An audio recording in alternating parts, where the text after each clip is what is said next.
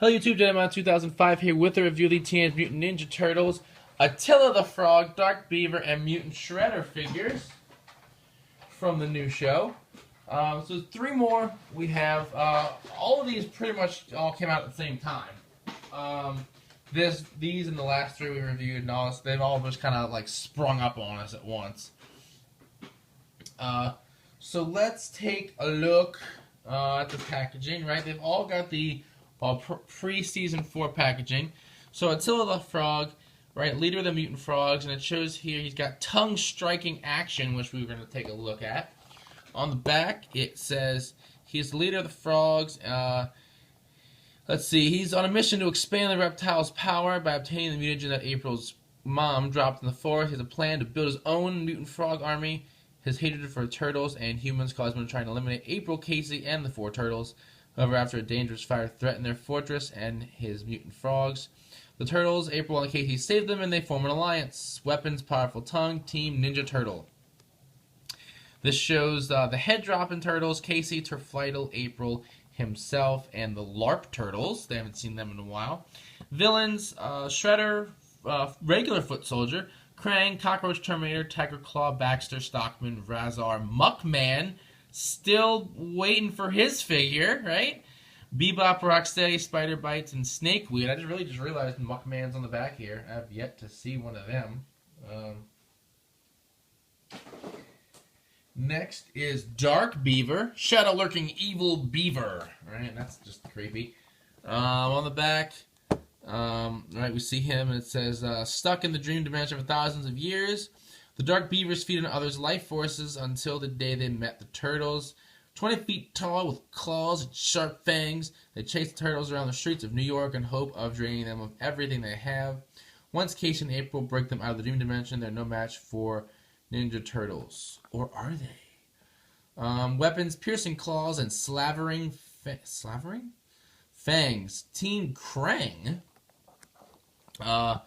This guy's got the 4 turtles on the back: Casey Jones, Turflightle, April, Dojo Splinter, Monkey Brains, the Mystic Turtles, and Napoleon. For villains, he shows off Shredder, Robot Foot Soldier, Krang, Mousers, Tiger Claw, Fish Face, Dog Pound, Squirrel Annoyed, Bebop, Rocksteady, Spider Bites, and himself. Finally, Mutant Shredders. There's Shrimp and Crab Shredder Mutants. There's a third one. It's these two guys together, Shrimp and Crab in the back there. There's a third one that they did not release. Why, I don't know. Why he wouldn't be a separate figure, just simply because he's a little bit bigger than all the two of them. But we see him on the back here, and it says, using mutagen, the Krang perfected Shredder's DNA has mutated with a Shrimp and Crab to form some of the best Mutant Shredder guards. Mutant Shrimp Shredder is quick, agile, and can leap furiously. Mutant Crab Shredder has powerful, massive powerful claws that allow him to grab and pinch his enemies into submission. They each have the skills and abilities to stop the turtles in their tracks. Weapons, sharp-bladed armor, and crab claws. Team Foot Clan.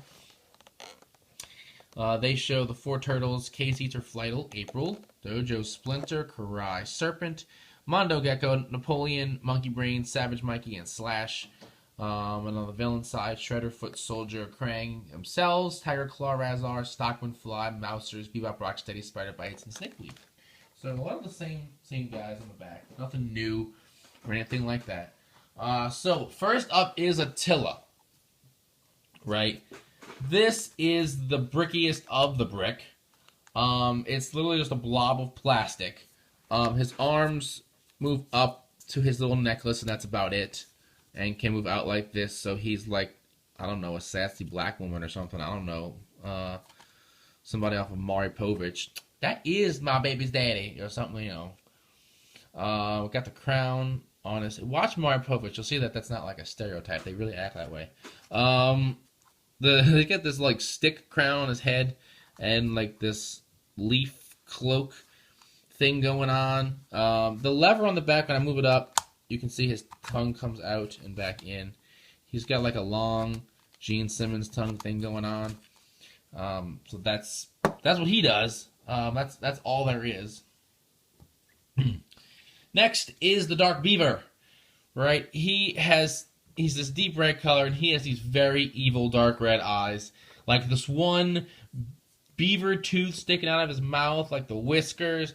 He is frightening looking. I'm going to be honest. He got like the skull with a flame on his chest, right? His head moves. That just makes it even creepier. If I turn his head, arms back and forth and up and down. Or I think he came in the... You see him all the time with his arms up like he's just coming for you. These big yellow claws. The little tiny legs that do move. Not a lot, but they move. And then his tail is actually... You have to snap it in place. It's not that difficult. It does twist around. But beaver tail like this, so, you know, they can... That's how they make a dam. You know, they pack mud and sticks together. See, and you learned something today. So that's the beaver. I actually like him despite how creepy he is. I kind of wish we'd get the other three. Not going to lie. I know we've seen a figure of another one. I kind of wish we'd get all four. You've given me one, and that just, like, it doesn't stop the hunger for more. It feeds it. Next is the Shrimp and Crab Mutant Shredder. Shrimp first, because he's tiny and stands easier. So you can see it's like the Shredder base design, but like with shrimp whiskers coming out of his face and like these blades on his arms, and he's tiny and he can turn his head, and that's pretty much it. His arms move, actually, like he can slice at you. His legs don't. I'm actually kind of surprised his arms move, to be honest, just simply because of how small he is. But so that's pretty neat, because that was actually a really cool idea that I liked. And so yeah, that's Shrimp Shredder, as it were. And so you just kind of position him so he stands using the whiskers to help him balance. Crab Shredder is a little bit different. Crab Shredder, I actually just figured out how to stand about 30 seconds before recording this. So you can see his Shredder mask is made a little bit different. Still has the Shredder armor here. Thin legs. This is all one piece. There's no moving it. All it does is twist at the waist a little bit. Right? The legs are stuck in that position. So in order to get him to stand, right, because the claws, I got these thin arms that do move up and down and around, and the claws, and they twist, and they're heavy compared to the rest of the figure. So the only way to get him to stand is for the claws to actually be positioned behind him as though he's like running, I guess. And then it counterbalances the fact that his legs are all jank. And he's like leaning forward with his arms back. That's how he stands. That's the only way you can get this guy to stand.